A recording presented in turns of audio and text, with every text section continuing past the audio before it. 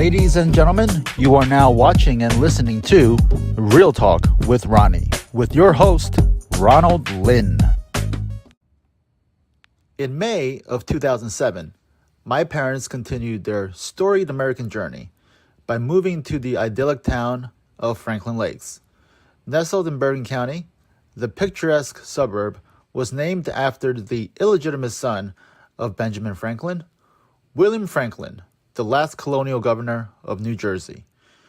Formed in March of 1922, Franklin Lakes today boasts a population of over 11,000 residents and is home to Fortune 500 companies such as Becton Dickinson, countless business executives and celebrities, and was even the backdrop for such notable shows like The Real Housewives of New Jersey.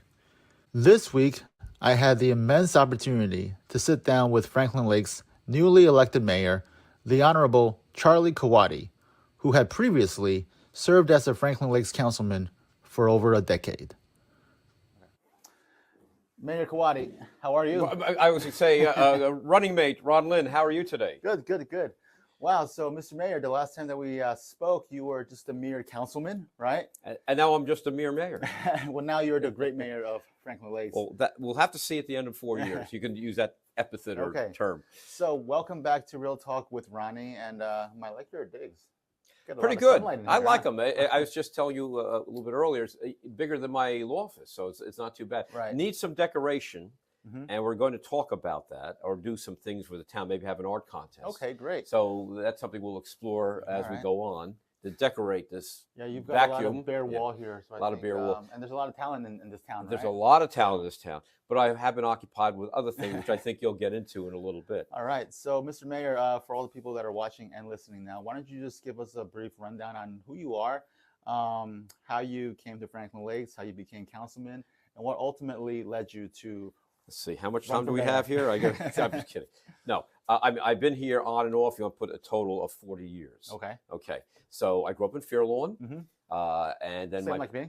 Yeah, same thing. Fairlawn, a lovely community, and from there I moved to Ridgewood briefly while my parents were building our home in Franklin Lakes, and that's like I guess I was 12 or 13 years old. So we were there for about 2 or 3 years, and then from there we came to Franklin Lakes. That'd be March of '69. And I lived here pretty continuously. I did have a period of 8, 9 years, whatever, in Wyckoff, at a townhouse in Wyckoff. And then when I went to college, down in Georgetown in Washington. But with those exceptions, I've been here pretty much all the way in Franklin Lakes. And I'm a lawyer. I've been practicing at Ridgewood for, 30-odd years. Emphasis on the odd. Right. 30-odd years. And general practice. And I am trying to cut back a little bit, which is part of my commitment when I ran for mayor, which is I want to devote more and more of my time to being mayor. Allegedly, this is a part-time job, allegedly, but I'm finding it is more hours, and that's nothing wrong with that. The prior mayor, Frank Bavoda, who was retired, put in a yeoman's amount of time, and it shows because he did a great job. So I'm trying to devote more and more time to the job. So you first ran for council in what year? I should know. 2011. Okay, so you've been a councilman for over 10 years, yes. Right? And then you decided to step up to take the big seat. Take the big seat. Right. Well, that was prompted by the big cheese, Mr. Bavona, the prior mayor, making the decision to retire after a very successful term as mayor. Right. Now, last year when you ran for mayor, you also had a primary, right? And a primary. I was privy because I ran last year. You ran with me. So we actually went door to door together, right? We went door to door. And you were able to beat your opponents in the primary and went on to win.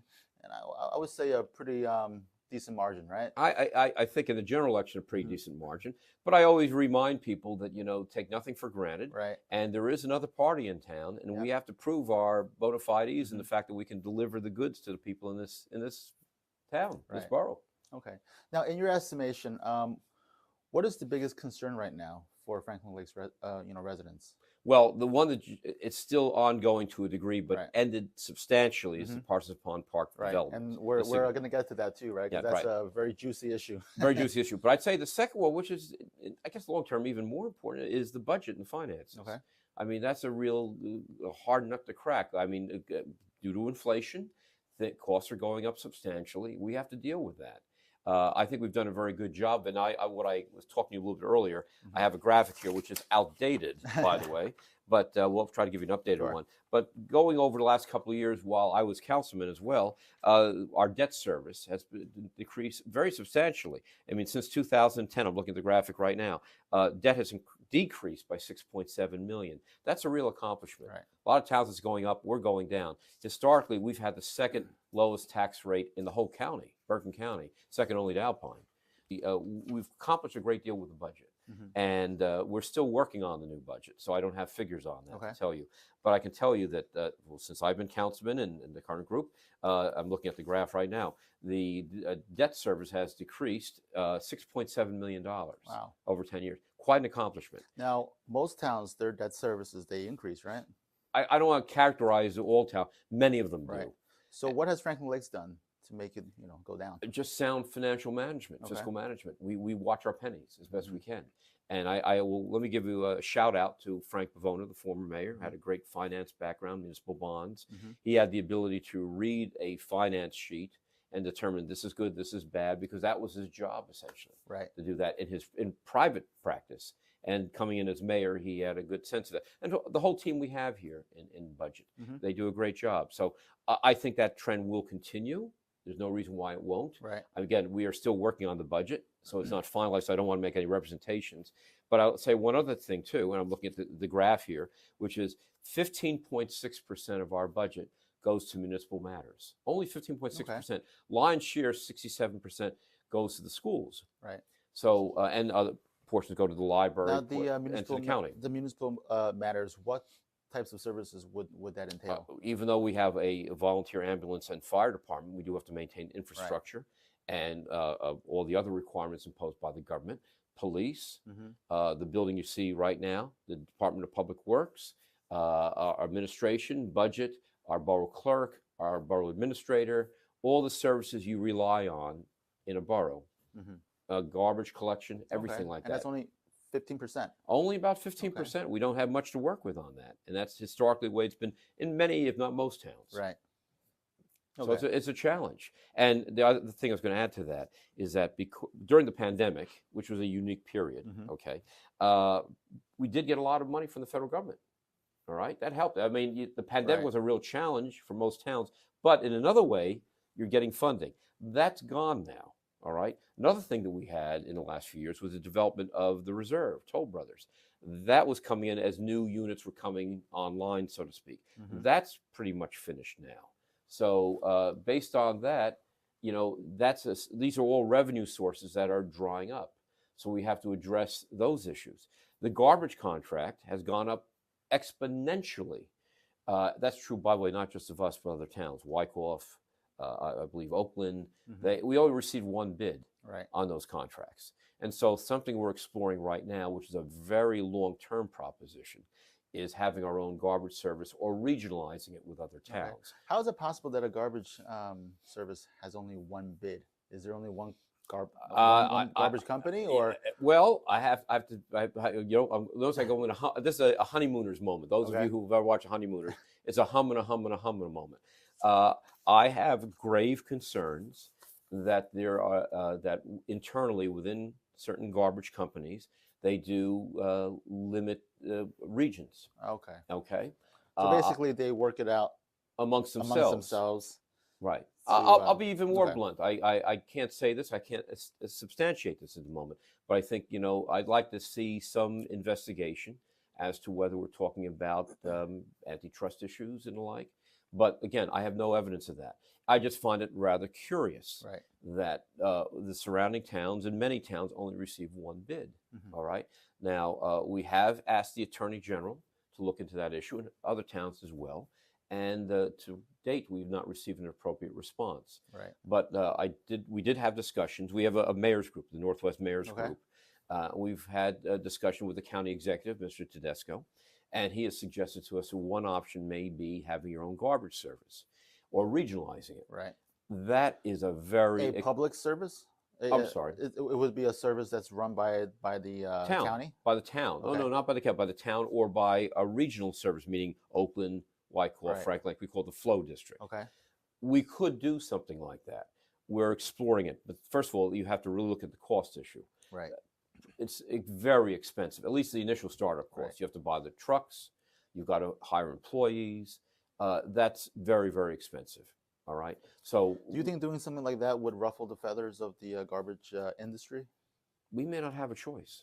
Right. I mean, if garbage costs continue to escalate the way they are right now, we may be forced in that position.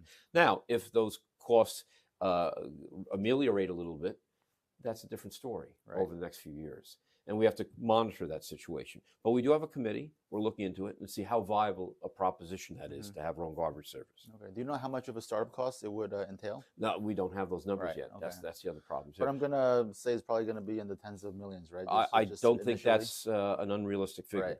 And Ridgewood has their own service, Okay. and they have very high municipal taxes there Right. accordingly. And it's a good service, but they run it themselves. Mhm. And again, when you hire employees, you talk about pensions and Right. benefits and all that sort of thing.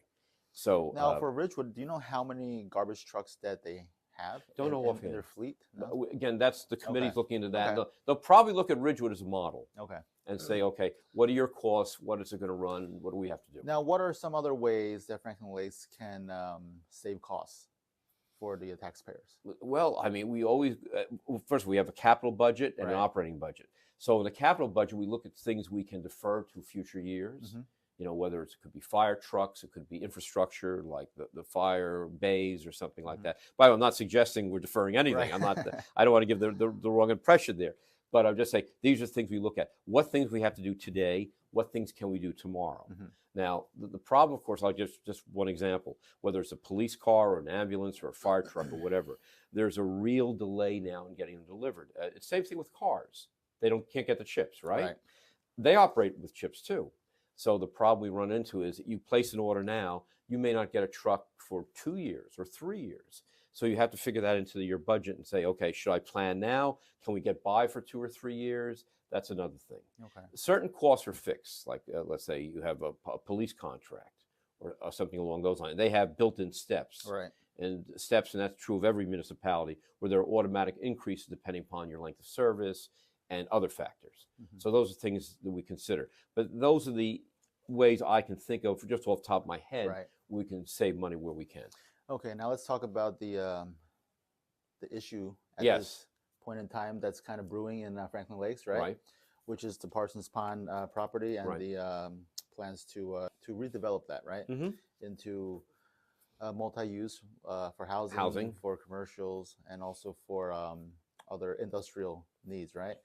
There's been a bit of an uproar, right? Because I've Sure. seen some of these Facebook groups and a lot of citizens. I'm not sure if it's just a loud minority or if that's the basic sentiment of the entire town. But so why don't you give us a rundown on that entire project Mhm. and why you voted the way you did? Because I think the vote that came down last week, right, Right. was, and as of this filming, it's today's date is April. I should know this. It's Is it April 6th, I believe? 6th, 6th, right? Right. April 6th, right? Yeah, so as of this filming, it's April 6th.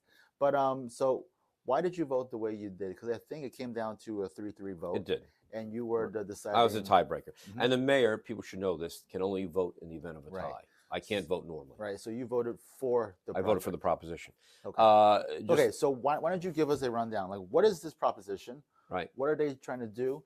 And what are the concerns? And why did you vote the way that Sure. you voted? In with 2 sentences or less, right? Okay, that'll be well. Okay, we did have a property there before the Cigna, which is an Mhm. office building, and they left town, and they have a contract now with S.H. Hakamian. And I think we should make it clear there are 2 Hakamian Right. operations that are distinct from each other. At least that's how it's represented to me. We're dealing with the S.H. Hakamian project. They're the ones who are involved with this. So they have a contract, an agreement with Cigna to buy this property ultimately and develop it. That's their objective.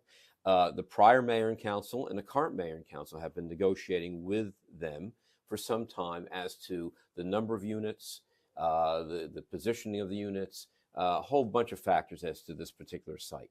People should understand that New Jersey is unique with the Mount Laurel doctrine.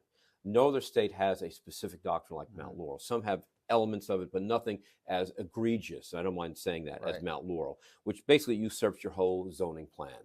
Mhm. In fact, I have been told that if we go to court, essentially, they can take over, meaning I should say the courts, our entire zoning plan for the whole town, Right. which is very dangerous. And we've gone before the courts before and lost. Most, to my knowledge, I'm not aware of any town that's prevailed in Mount Laurel litigation. They may have settled, but they've never prevailed. And that basically says, and it goes back to, I believe, the 70s, and there's been a series of Supreme Court decisions on Mount Laurel, 1, 2, 3, 4, that every town and region has to provide for its fair share of affordable housing. So a developer can come in anywhere. And by the way, I should emphasize this too. And I put it in the magazine interview with they did with me. Mount Laurel never ends. Right. It never ends. So unless they change the doctrine. So if a piece of property comes online, so to speak, and a developer wants to go in there and do something with it, it comes into play. That we have to deal with it. Now, we did have a period of repose till 2025, meaning no further development. But this particular property, I call it the Cigna property, came open after the negotiation, after the settlement. So it didn't apply to that particular property. Now, theoretically, they could have put on 2,500 residential units using the figures that Fair Share Housing provides. And that's a quasi-government organization that works with the developer and with the court to determine how many units go on the property.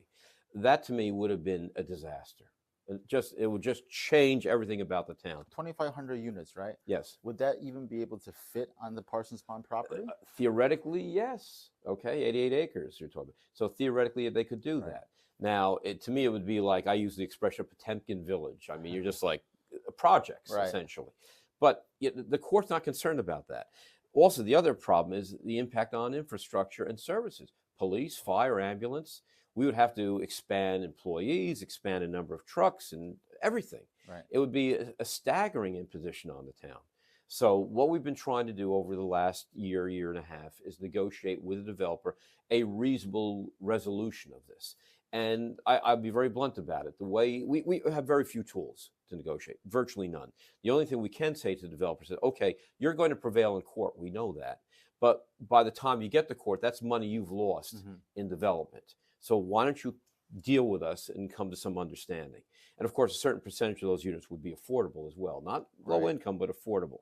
So over a period of time, a year and a half, 2 years, we've come to the point where now the number of units we're down to is 250, plus 55 affordables, which are left over from the McCoy project.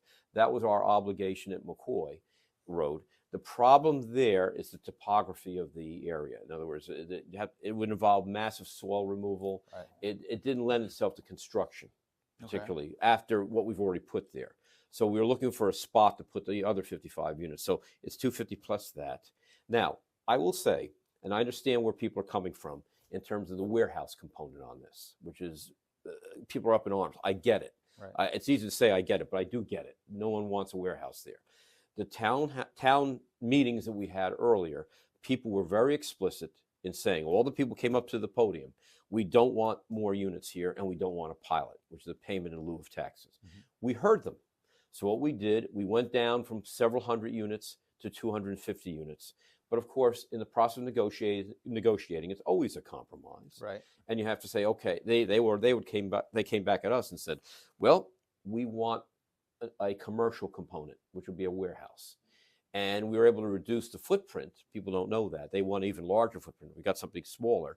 But in order to get the units down to 250, that was the concession we made. In return, they gave up on the pilot taxes, and they gave up on 700, 800 units. We got down to 250, or I should say to 2,500 units. Right. The danger always, and the principal reason I voted the way I did, is that I felt we've been playing a game of chicken. And those of you who know what I mean by that is you're racing two cars coming to a cliff, and who's the last one to bail out of the car? All right. I say to the people who voted against the proposal, and I think they act in perfect good faith and in their conscience, and I respect that, and I understand where they're coming from. They thought we could go back one more time to the developer and negotiate further. My understanding, and I've been talking to Mr. Hakamian and his counsel many, many times, is that this was the 11th hour. They were going to court essentially the next day. And once they go into court, we lose all power. And let me emphasize that again. We lose all power, all control. It goes right to the court. Now, with this proposal, such as it is, we walk into the court with the developer kind of arm in arm. Well, that's a bit of an exaggeration. Fair Share Housing which is not friendly to our interests, they may take the position, well, they've got a developer online, they've got the town online, maybe we shouldn't upend the apple cart. And the court is getting directives from the Supreme Court to max out the number of units wherever possible. So I think this was the opportunity we had that we could not lose under those circumstances. But reasonable people can disagree. Right. I think that people in town should understand that property is going to be developed no matter what. We're in a capitalist system. And I've used this expression, I don't mean it in a bad way. Dorothy, you're not in Kansas anymore. If we're in Kansas, Wizard of Oz, you can do what you want. And we could even exclude things. They know you can't develop it. You can't do any of that stuff. Not in New Jersey. New Jersey has this Mount Laurel doctrine, which is basically they straitjacket us and have a noose around our neck. And that's the issue. So, I hope I didn't get too carried away on that. This is good. I mean, this is a good explanation as to why you voted the way you did. But what do you say to maybe critics that might say, well, you could have fought them longer, harder, so if they want to go to court, go to court. It's not in their best interest to go to court either. If they go to court, it's just going to drag it out. What do you say to that? Okay. First of all, we have dragged it out quite a bit. I said almost 2 years. Okay. There does come a point of finality where you can't drag it out. There's a side issue which we talk about, and I can't go into well, I can to some degree, but not a lot, because they can't go into great detail. Right. There's another option here in the context of the warehouses, which is the so-called federal use. As I understand it, what's been represented to us is that they are in negotiations with the federal government, which is the best tenant you can have, period, all right, to have a federal use at that property where the warehouses would be. It would be a smaller footprint, substantially less traffic, and they are somewhat optimistic about that use. Now, what would that use be? They don't tell us. We hear things, as they say, that it may be something akin to a depository. Okay. And if they have something like that in, I think, Rutherford or East Rutherford right now. If that is the case, and if that occurs, and there's no guarantee of that, I don't want to misrepresent that. I think it's appropriate to vote on the proposal they had, which is a worst case scenario. Right. But if the federal use comes into play, it'll be a substantially smaller footprint, substantially less traffic. Not much truck traffic, well, some, but much less. Right. And a depository is a place where you keep records and the like, and there's not a lot of involvement with anybody. So based on that, that was a significant factor. If we went to court, my understanding is that the federal use would go away.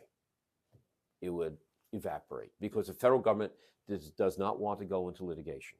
They do not want to go into court. So that was another thing hanging over our head. What is the likelihood that a federal use would ultimately be used? I don't want to speculate on that because they're still in their negotiations with them. And they said they have a confidentiality agreement. So I don't know the particulars on that. I think they were reasonably optimistic about that.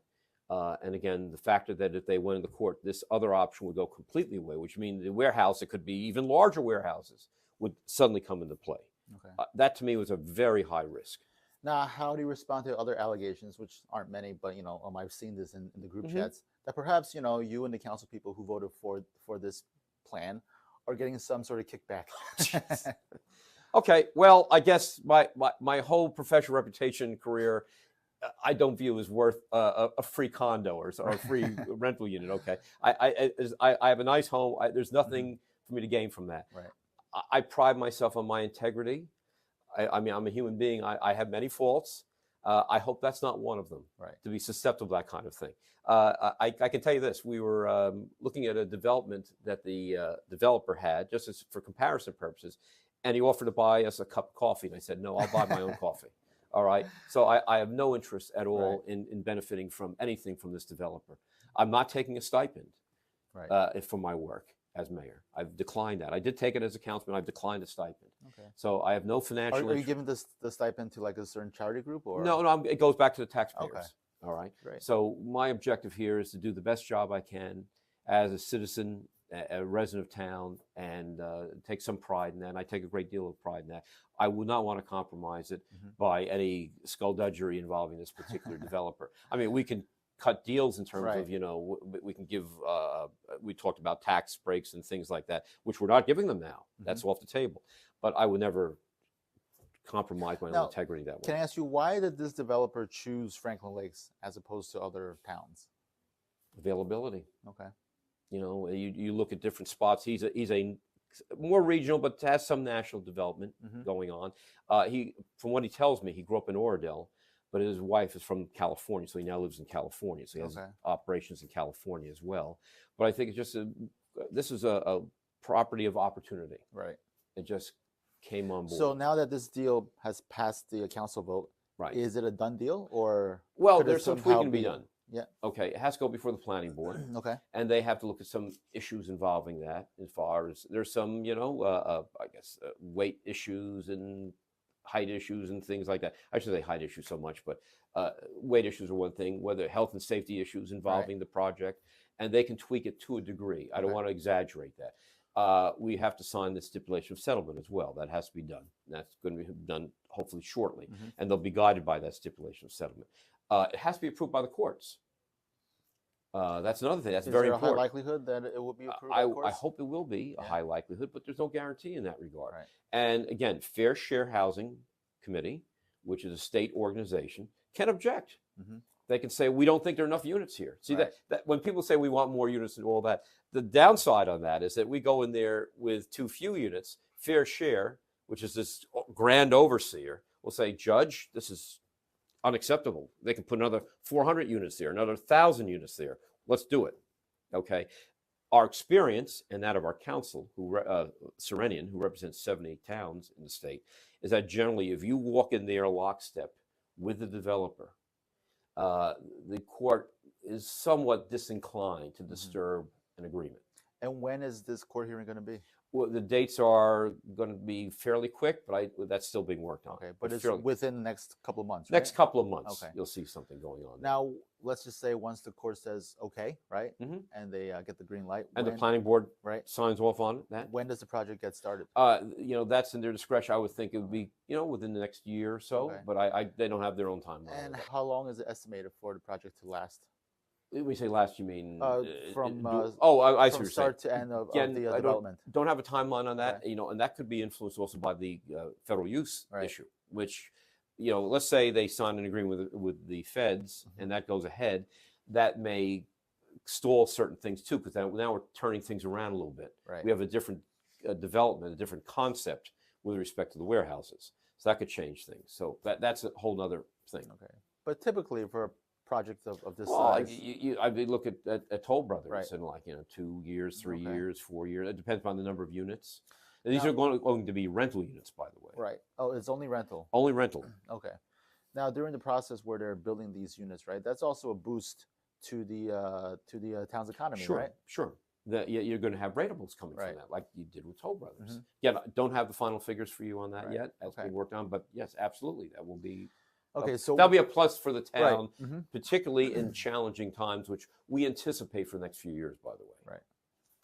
Now, so what would you say to your critics now to try to assuage their fears and to try to kind of give them some words, what types of words of comfort? Okay, all right. Well, a couple of things, I'm maybe repeating myself, but if I am, I am.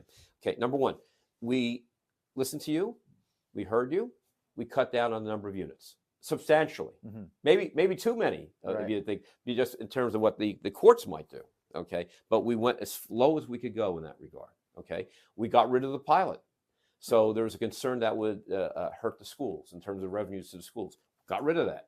Okay, so less impact on infrastructure, less impact on the police, less impact on the ambulance, less impact on the fire department. We do have a warehouse component. As the developer said to me, I've been doing this for a long time. My family's been doing this for 90 years. If we do have warehouses, we're not going to have a situation where it's so unattractive that people don't want to move into the development. Makes sense. Just common sense. You want to create an attractive development, all right, and an attractive commercial area, you want to put it that way. Right. Oh, and there's a retail component too, by the way. I should mention that, about 50,000 square feet.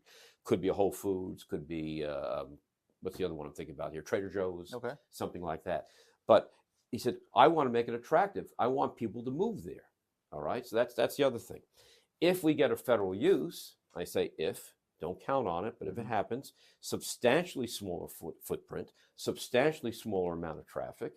I don't know what more we could do under those circumstances if we went to court. Right. Okay. I can't imagine a better scenario under any circumstances. Right. All right. And of course, this was a process that has taken years to negotiate. And basically, in New Jersey, right, we are basically forced to have these units, right? We are forced. These lower income units, right? Right. So whether you like it or not, right, it's going to happen. It's going to happen. No one. I'll come out. I said it publicly. Don't want this development. Right. Period. Don't want Mount Laurel units here. And by the way, let me speak philosophically. I'm not against affordable housing. This does not accomplish its objective. As I understand it, affordable housing is designed to help people to get rental units or units they could buy near where they worked and near mass transit. Okay, we don't have an industrial base here in Franklin. It's very limited. We don't have mass transit here. So what's the point of dropping something like this smack dab? It's not in the middle of town, fortunately. It's kind of where the edge is, but still, what's the point of that? What do they gain by that? Now, I read something in the paper. I think affordable housing or Mount Laurel's, I think, gained something like 60,000 units statewide or whatever. That's a spit in terms of working or achieving your objective with respect to affordable housing. Right. So as far as I'm concerned, Mount Laurel is a failure. It hasn't created affordable housing for people. Why are we doing this? Right. Now, go ahead.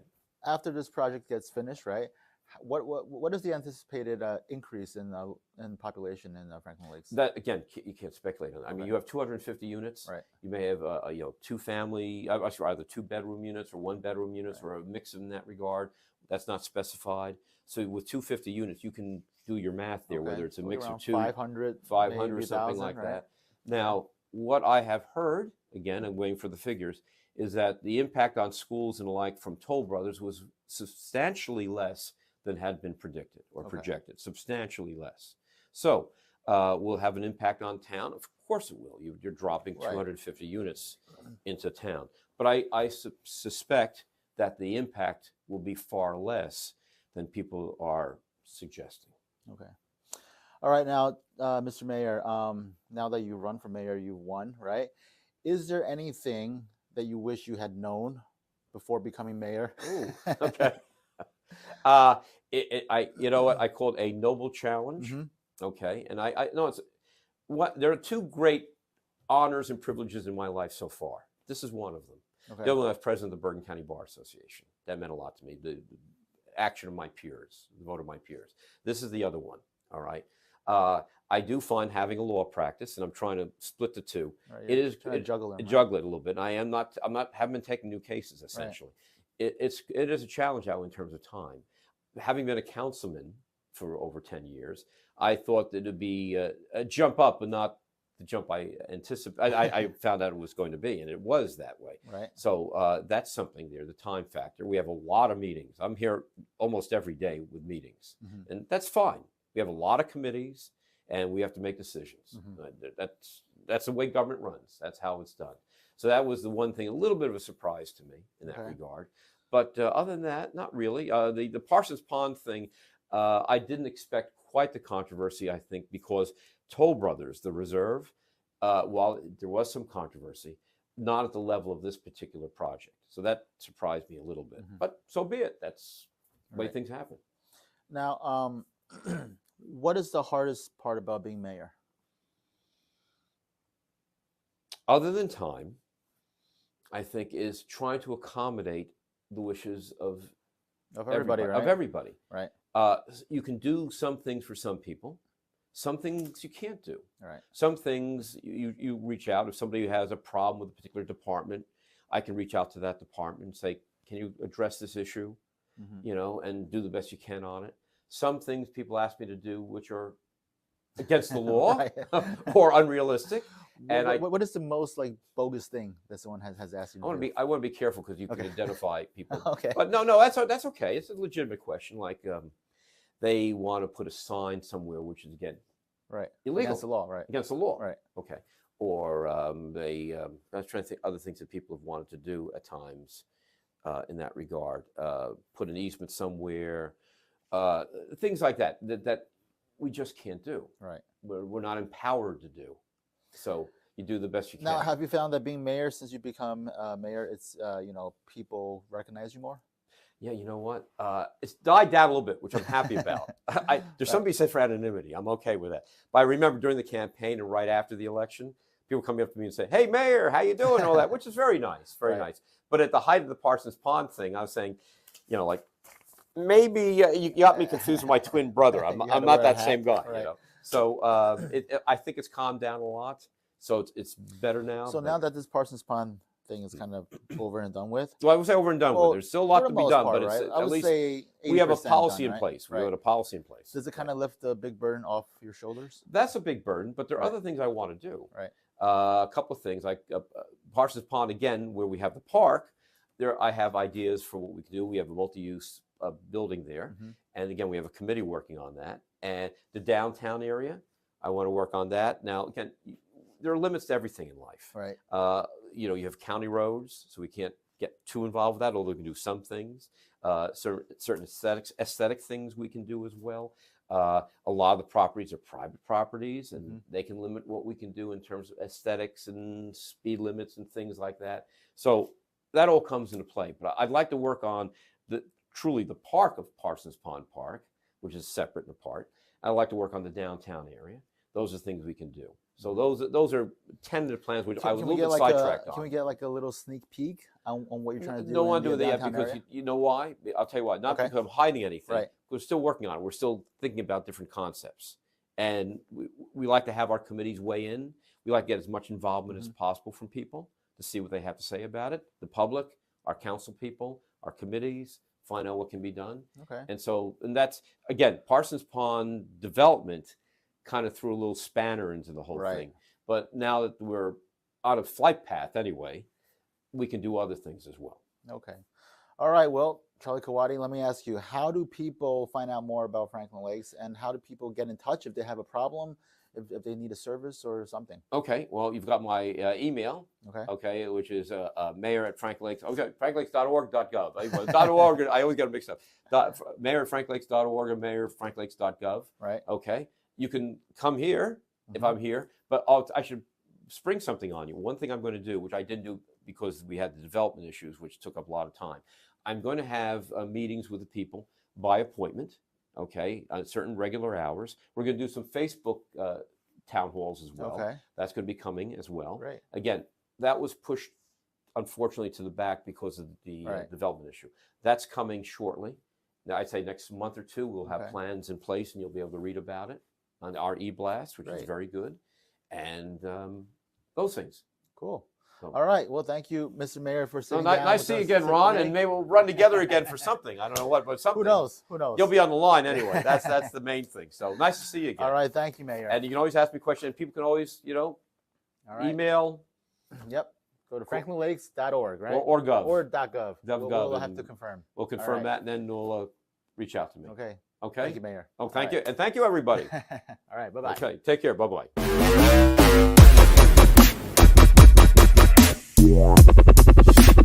Thanks for watching and listening to Real Talk with Ronnie. To watch and learn more about our show, including ways to contact us and how you can be a guest, go to realtalkronnie.com.